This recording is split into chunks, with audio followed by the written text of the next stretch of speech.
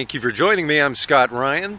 Picking up where I left off yesterday, I was talking about the Obama phone versus the Romney car.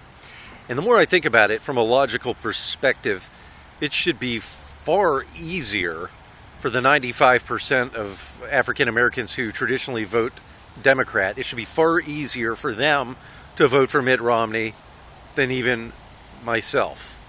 I intend to do so because he's not a terrorist.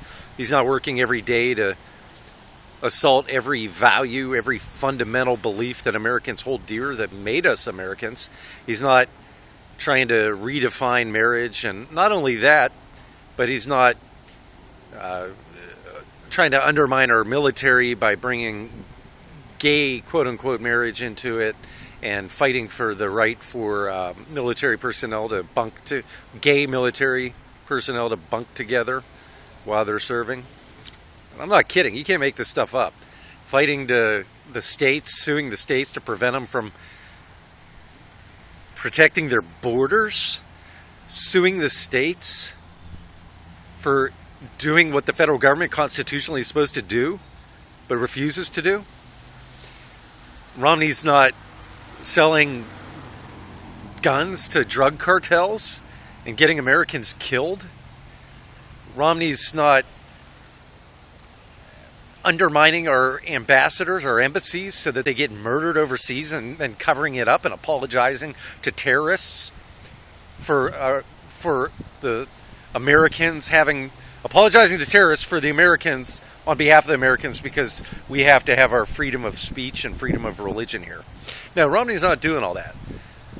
Romney's not advocating murdering babies. I mean, Barack Obama is really one of very few senators who in the state of Illinois actually fought to protect or fought against the ban against partial birth abortion. I mean, there is not a method of infanticide this guy does not advocate, and not just advocate, but fight for.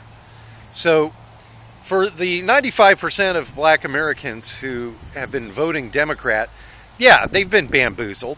They've been following their charlatans, the outright scoundrels, Jesse Jackson and Al Sharpton, for years.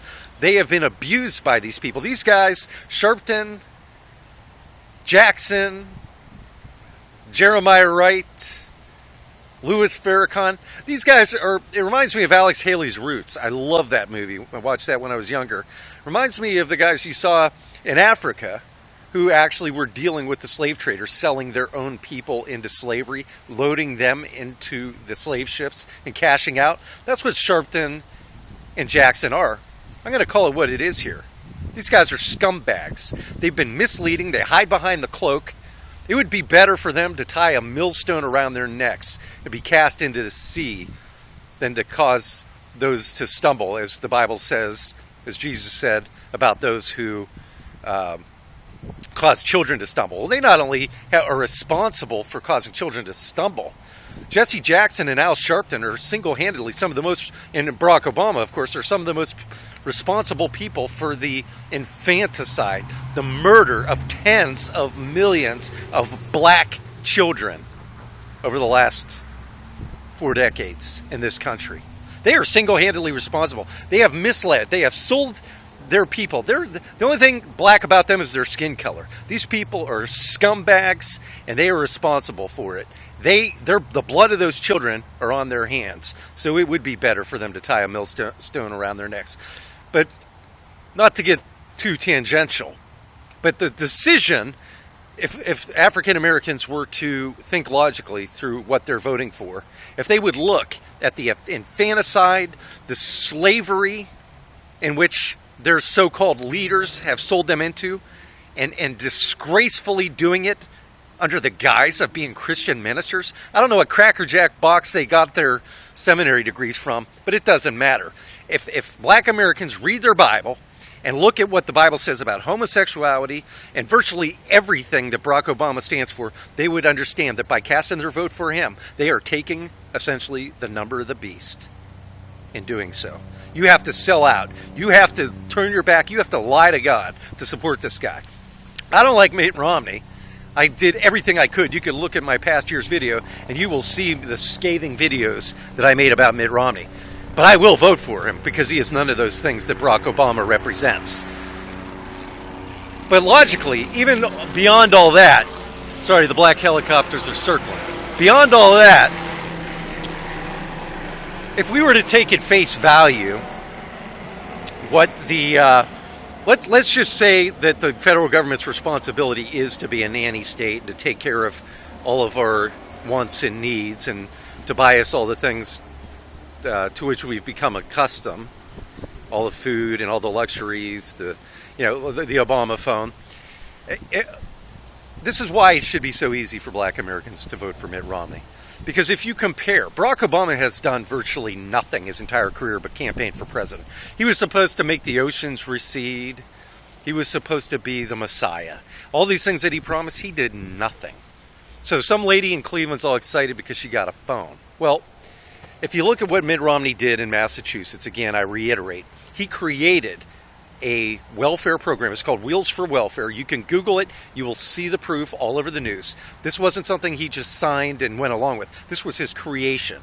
So there are people today still driving around in Massachusetts, although the media hasn't interviewed them. There are people driving around in cars right now. Mitt Romney gave them with taxpayer money in Massachusetts. They got their cars paid for in the program. They got auto repairs. Your car breaks down, no problem. The government pays for that. They got their car insurance paid for. They got even AAA. Your car breaks down, hey, no problem. We're going to give you free towing. This is no lie. This is real. What is so Barack Obama has given somebody a phone. What are you going to do with the phone? What would you rather have? I mean, with the Obama phone, yeah, you can make a call. You can, call the public busing company and find out what time you can get picked up to get wherever you want to go. Or maybe if you have enough, you can call a cab with your Obama phone. With Mitt Romney, you got a car. These aren't just promises. These are things that this guy actually did. He's supposed to supposedly hate the poor and be all about the rich and he doesn't care about you. Why did he create this? There is nothing so audacious in any state in the country than this was his brainchild. So I'm not praising this. I thought it was egregious. But logically, at face value, if you want an apples-to-apples comparison, and you love the welfare state, and you think you're entitled to all this stuff, you've got the best of both worlds. You can have your cake and eat it too. Because not only does Romney support the positions that are in harmony biblically, despite the fact that he's a Mormon, at least he's not going to thumb his nose at God as Obama has. At least he's not acting out the part of the Antichrist. So you can in good conscience vote for the guy, and since you support the welfare state and feel entitled, there is nobody who has promulgated anything. In fact, Wheels for Welfare was actually abolished by the Democrat governor in Massachusetts after Romney left. So who are you going to go with? You got your cake and eat it too with Romney. Worst case scenario, you stay home. But whatever you do, logically, it should be a lot easier for you to support the guy than it is for me. I mean, I really have to plug my nose to vote for him. But my only hope is that, I know that Mitt Romney isn't going to likely to initiate anything conservative or fiscally or otherwise conservative. He's not likely to. But at least I think I can count on him not vetoing anything that I would be for. I think we can hold him to that standard.